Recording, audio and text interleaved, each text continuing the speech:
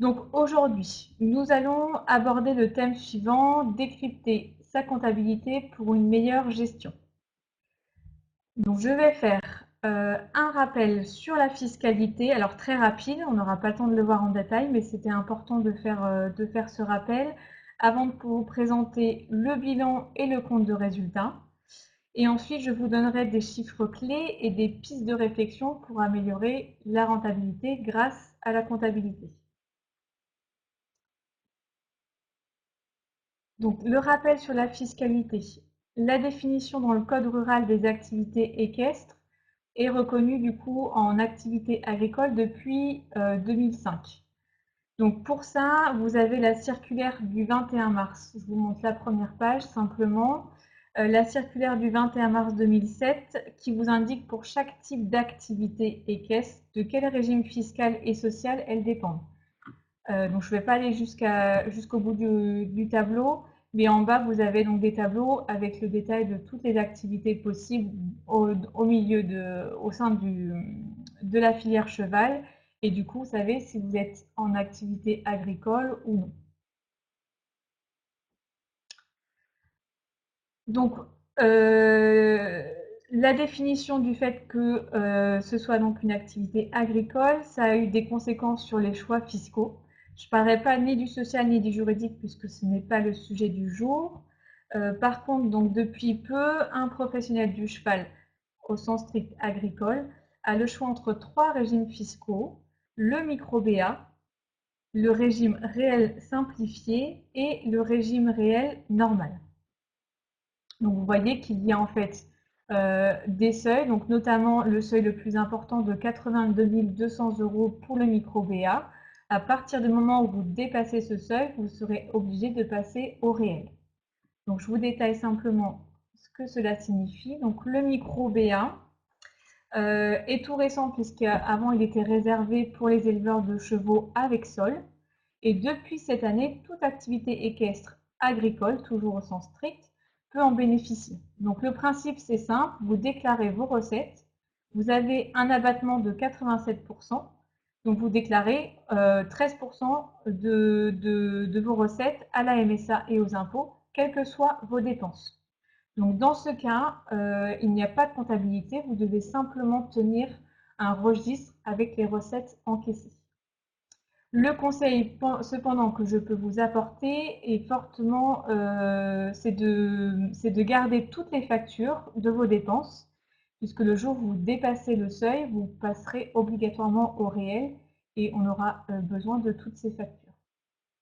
Donc la deuxième option, c'est donc le réel. Donc soit vous êtes au-dessus du seuil et vous y êtes obligatoirement, soit même si vous êtes en dessous de 82 200 €, vous pouvez faire l'option au réel. Donc cette fois-ci, on prend en compte les charges réelles que vous avez sur votre structure. Donc dans ce cas, la comptabilité est obligatoire. Et simplement la différence entre le régime réel simplifié et normal et l'alias fiscal plus ou moins détaillé. Donc là, c'est l'alias qui est produite par votre comptable et envoyée au centre des impôts. Voilà pour le petit rappel sur la fiscalité. Alors, la lecture d'un bilan pour commencer. Alors, un bilan, qu'est-ce que c'est? C'est une photo à une date précise de l'état d'une entreprise. Donc, la clôture, elle peut être au 31 décembre ou bien en cours d'année, au 30 juin, au 30 septembre, par exemple. Peu importe la date. Le bilan va vous donner donc une image arrêtée fixe qui généralement est analysée par votre banquier ou bien par exemple par un potentiel acheteur si vous souhaitez vendre. Donc comment ça fonctionne? Comment on le lit? euh, Alors, je vais essayer d'utiliser le laser si j'y arrive. Donc dans l'actif de ce côté-là, vous avez la liste de tout ce que possède l'entreprise. Donc on a en haut le gros bloc ici, immobilisation. Donc on a éventuellement les bâtiments, vous avez le matériel que vous utilisez, ainsi que les chevaux si vous les avez immobilisés. En dessous, vous avez les stocks. Donc ça, c'est l'inventaire que va vous demander votre comptable chaque année pour savoir ce qu'il vous reste à votre date de clôture en paille, foin et aliments qui ont été achetés au cours de l'année, mais qui n'ont pas encore été consommés. Et tout en bas, vous avez donc les créances. Donc les créances, ce sont les factures que vos clients doivent encore vous payer, qui ne sont pas encore encaissées, ou bien le crédit TVA que vous allez toucher plus tard. Et la partie disponible, c'est ce que vous avez sur votre compte en banque s'il est positif. Voici pour l'actif. Pour le passif, on retrouve les dettes de l'entreprise avec les emprunts bancaires, donc la partie long terme ici. Et vous avez ensuite la TVA à payer et les charges sociales à la MSA, qui sont souvent décalées, ainsi que les factures de vos fournisseurs que vous avez à payer dans les jours à venir ou les jours à venir, on va dire. Les mois, c'est peu recommandé. Donc on retrouve ici en court terme. Dans les capitaux propres, en haut, on retrouve le capital social si vous êtes en société et le résultat de votre exercice. Donc ce qui est à regarder sur le bilan, c'est votre taux d'endettement. Donc comment on le calcule? C'est très simple. Vous additionnez l'ensemble des dettes de votre entreprise et vous le divisez par le passif total. Donc je rappelle simplement que l'actif est égal au passif. Donc peu importe le montant que vous prenez, ce sera le bon. Mais en tous les cas, il faut bien diviser les dettes globales divisées par le passif total. Ça vous donne votre taux d'endettement. Donc celui-ci doit être forcément le plus bas possible. Et si les dettes court terme restent, alors si les dettes, l'autre point, ce sont les dettes court terme ici, qui doivent rester dans la mesure du possible inférieures aux créances et disponibles. C'est-à-dire que vos créances, vous récupérez tout l'argent que vous doivent vos clients, la TVA, etc. Vous utilisez une partie de votre disponible, pas la totalité dans l'idéal, et vous devez pouvoir payer les dettes court terme de votre entreprise. Dans ces cas-là, on peut dire que votre trésorerie est plutôt bonne à partir du moment où elle est bien inférieure. Au niveau du compte de résultat, donc le compte de résultat, c'est tout ce qui se passe entre le bilan de début d'exercice, donc par exemple 1er janvier au 31 décembre, d'accord? Ça peut être 1er juillet, 30 juin, etc. Donc là, c'est vraiment toute l'activité de l'entreprise sur l'année. Donc, on va retrouver les pensions, l'enseignement, les gains de concours, les subventions, toutes les charges que vous avez et que vous connaissez parfaitement, l'alimentation, le loyer, l'entretien du matériel, des frais de transport. Donc ça, sur cette première partie, on parle de résultats d'exploitation. Donc c'est bien des produits moins les charges et on parle en hors taxe. Si vous n'êtes pas assujetti à TVA, dans ces cas-là, il n'y a pas de TVA, donc c'est le même montant que ce qu'il y a sur les factures. Ensuite, vous avez le résultat financier ici, qui est, alors, si vous avez des placements, on aura des intérêts dans les produits financiers. Sinon, si vous n'en avez pas, on va retrouver les intérêts de vos fournisseurs et les intérêts bancaires si vous avez des emprunts. Donc, généralement, ce résultat-ci est négatif. Et ensuite, le troisième résultat, il s'agit du résultat exceptionnel, où on va retrouver en fait, alors, la vente des chevaux s'ils sont immobilisés, et du coup leur valeur nette comptable en charge. Et on va également retrouver les charges sans facture ici. On ne peut pas les intégrer de manière logique dans les charges d'exploitation. Et du coup, là va nous donner votre résultat exceptionnel. Donc, le résultat comptable final, c'est simplement l'addition de ces trois résultats.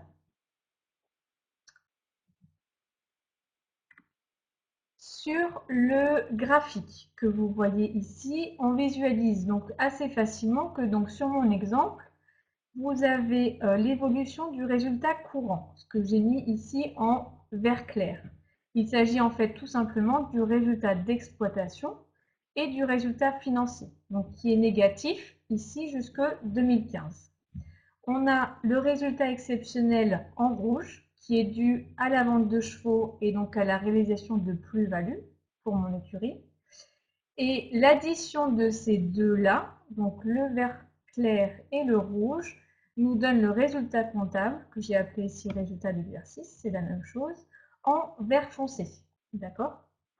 Connaissant le contexte de cette écurie, on voit qu'en 2016, on a un résultat courant ici, donc sans se préoccuper de la vente de chevaux ou d'autres matériels, qui devient positif à hauteur de 30 000 euros, ce que nous n'avions pas depuis 2009, en tous les cas, voire avant. Donc ça, c'est dû à un changement de stratégie puisque je connais l'écurie. Donc on est déjà hors résultat exceptionnel, on a déjà un résultat courant qui est positif. Donc on voit que la rentabilité de l'entreprise s'est améliorée. Les chiffres à retenir et à suivre chaque année. Donc on va avoir tout d'abord au niveau du bilan, en plus de ce que je vous ai dit par rapport au taux d'endettement et au fait que vos dettes court terme doivent être inférieures à vos créances et à votre disponible sur votre compte en banque. Nous allons également suivre le montant des créances elles-mêmes et des dettes. D'accord? Donc, est-ce que vous arrivez à réduire chaque année ces montants, que ce soit les créances pour que vos clients vous payent plus rapidement et que vous ayez moins d'impayés, et également, du coup, est-ce que vous arrivez à réduire vos dettes en payant vos fournisseurs? Ou alors, à contrario, est-ce que cela augmente et qu'est-ce qui s'est passé? Est-ce que c'est normal ou est-ce que ce n'est pas normal? Le chiffre d'affaires, donc l'autre point important et qui est souvent plutôt sympathique à regarder, il est réalisé par les différentes activités que vous avez et on va regarder son évolution par type d'activité. Donc souvent, on va avoir les pensions, les cours, les stages, voilà, pour les exemples. Donc celui-ci, il est assez sympathique à regarder et c'est sûr que dans l'idéal, il faut qu'il augmente. Ensuite, les charges, le détail de vos charges et leur évolution. Donc là, on va regarder différents blocs. Donc ce que j'ai appelé les charges opérationnelles. C'est tout ce qui est litière, aliments, frais vétérinaires, maréchal, qui est vraiment lié à simplement l'entretien obligatoire, je dirais, des chevaux. D'accord? Donc là, celui-ci, ces charges-là, pardon, vont généralement être fonction du nombre de chevaux que vous avez dans votre écurie.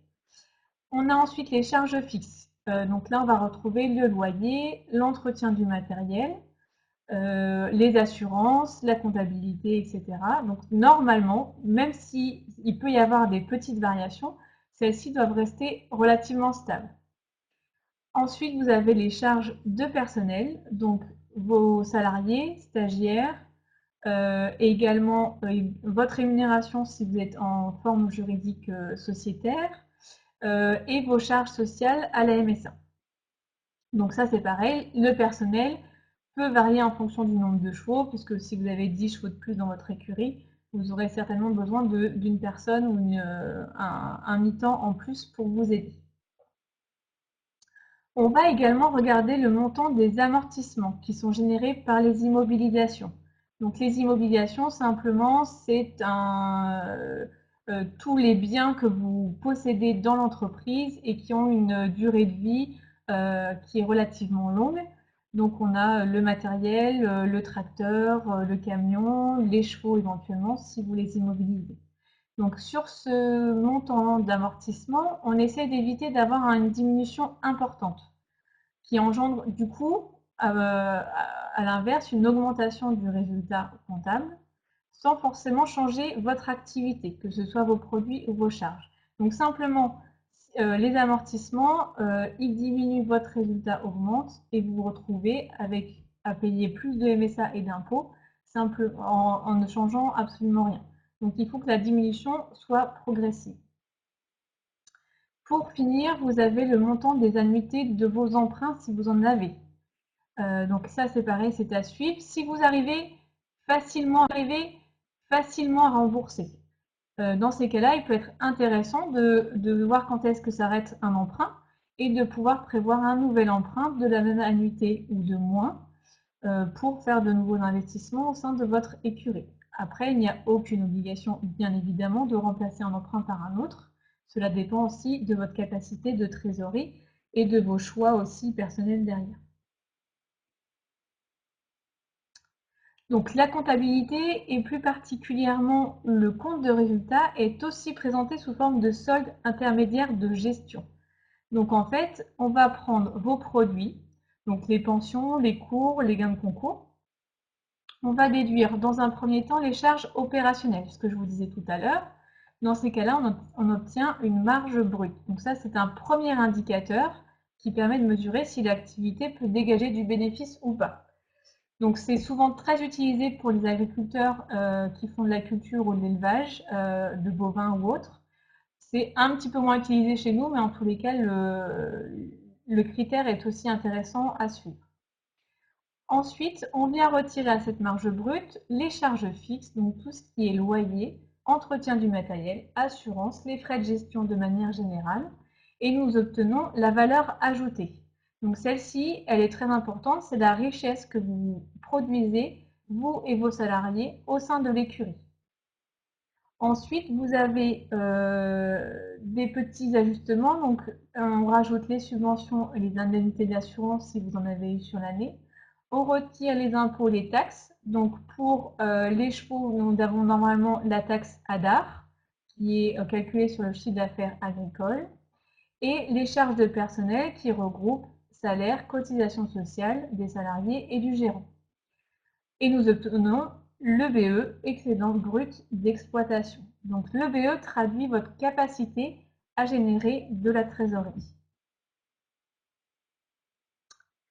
De cette EBE, il y a ensuite deux versions. La version comptable, ici à gauche, pour arriver au résultat comptable. Donc de l'EBE, on va simplement venir retirer les amortissements et ensuite on va retrouver notre résultat d'exploitation de ce fait, notre résultat financier, résultat exceptionnel et du coup nous arrivons à notre résultat final comptable. L'autre version est la partie trésorerie où cette fois de l'EBE, vous allez retirer les annuités d'emprunt que vous avez à rembourser à la banque prioritairement, les autofinancements que vous avez pu faire sur des investissements. Si vous n'avez pas fait, si vous n'avez pas eu recours à un emprunt, de ce fait, vous autofinancez et donc on vient le déduire de votre EBE. On vient rajouter la vente des immobilisations, puisque la vente de chevaux ou de matériel génère de la trésorerie. Et en dernier lieu, on vient retirer vos prélèvements privés ou rajouter des apports si jamais vous avez eu besoin de faire un apport au cours de l'année. Et nous obtenons ainsi un solde de trésorerie. Donc l'EBE est un des critères les plus importants pour les banquiers et c'est ce qu'ils regardent en priorité en plus de votre bilan. Donc je vous montre la même écurie que tout à l'heure. Donc j'ai pas pu le mettre dans le diaporama, sinon vous n'auriez pas vu grand-chose. Donc si on reprend la même écurie avec une évolution sur plusieurs années. Donc là, c'est vraiment l'étude des soldes intermédiaires de gestion sur plusieurs années. Donc on a bien, dans mon exemple, le chiffre d'affaires ici qui est en déclin jusqu'au 2015. On remarque que tout ce qui est charge d'aliments, donc qui est ici dans mon approvisionnement, les litières sont relativement stables. Tout ce qui était autre achat ici et charges de personnel, eux, variés, étaient légèrement en baisse puisqu'il y a une adaptation à la baisse du chiffre d'affaires. Et donc, nous avions un EBE courant qui était aux alentours sur les dernières années de 15 à 20 000 euros. En orange, ici, vous avez le résultat exceptionnel qui est dû à la vente de chevaux ou de matériel et à la plus-value qui est générée. Donc, on voit qu'en 2016, le chiffre d'affaires repart à la hausse suite à un changement de l'offre et avec seulement quelques charges en plus, il n'y a pas eu beaucoup de dépenses. On se retrouve avec un EBE ici qui s'approche des 60 000 euros, soit multiplié par 4 par rapport aux dernières années. Autre donnée aussi dont je vous parlais tout à l'heure, ce sont les amortissements. Donc vous voyez, cette structure faisait beaucoup d'élevage et avait arrêté de faire de l'élevage sur les dernières années. Donc on avait bien des amortissements qui diminuaient progressivement. Il n'y avait pas de grosses baisses d'une année sur l'autre.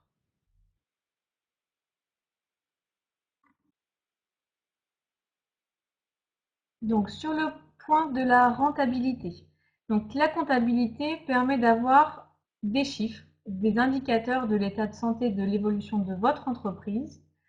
Autre point que je ne pourrais pas développer ici, mais qui est très important, c'est le calcul de votre coût de revient qui se fait à partir de la comptabilité. Donc je vous ai quand même mis un exemple d'un coût de revient pour une écurie de pension pour vous permettre de voir ce que c'est. Donc mon échantillon, ici mes écuries de pension pour ma moyenne, c'est un échantillon de notre secteur, donc l'Oise et le Val d'Oise. Donc, il permet de pouvoir mettre en évidence en fait les postes de manière beaucoup plus précise que les soldes intermédiaires de gestion. Donc, on a vu tout à l'heure, les soldes pouvaient nous permettre de vérifier si on avait un souci éventuellement sur charge opérationnelle, charge fixe ou charge de personnel. Ça, on reviendra après dessus. Par contre, dans le prix de revient, dans ce que nous faisons au sein d'Equicer, nous allons beaucoup plus dans le détail au niveau des postes. Ce qui fait que dans mon exemple, j'ai pu mettre en évidence, alors je descends simplement, vous voyez que le coût de revient de ma structure X était à 272 € par mois et par cheval, hors frais vétérinaires et maréchal, et mon échantillon total était lui à 333 €.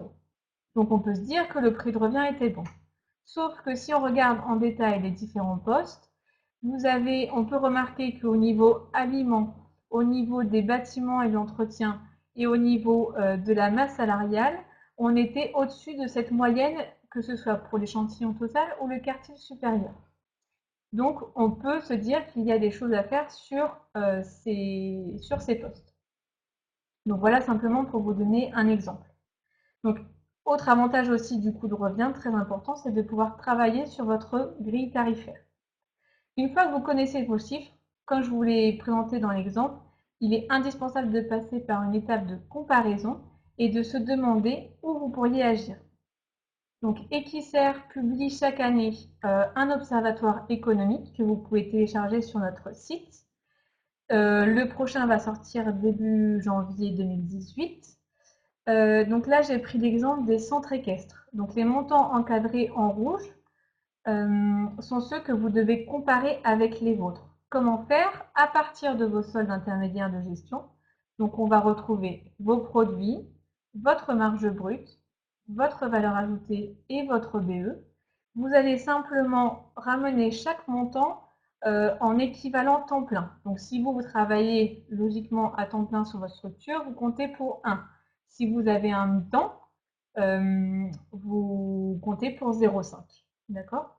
Petite précision, donc les plus-values dans notre observatoire ont été remontées dans les produits. D'accord? Ça, c'est la petite précision. Donc, il faut avoir la petite traduction des chiffres. Ça, c'est très important. Par contre, ça a peu d'impact, en tout cas dans la majorité de nos centres équestres. Par contre, beaucoup plus pour tout ce qui est éleveur et entraîneur de chevaux de course, où les montants des chevaux vendus peuvent être assez importants. Donc, je prends l'exemple de l'EBE pour vous expliquer. 14 754 € par ETP en 2015. Cela signifie que chaque personne temps plein qui a travaillé au sein de la structure a permis de produire près de 15 000 € de BE, donc de trésorerie.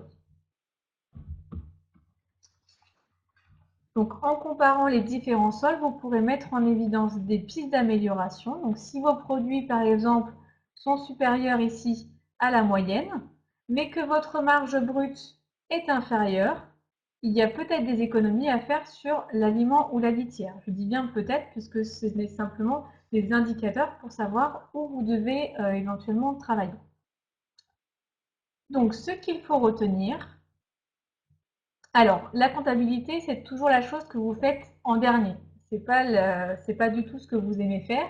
Par contre, si vous êtes à jour et rigoureux, vous pouvez suivre votre activité mois par mois ou au moins chaque trimestre avec votre comptable ou votre conseiller.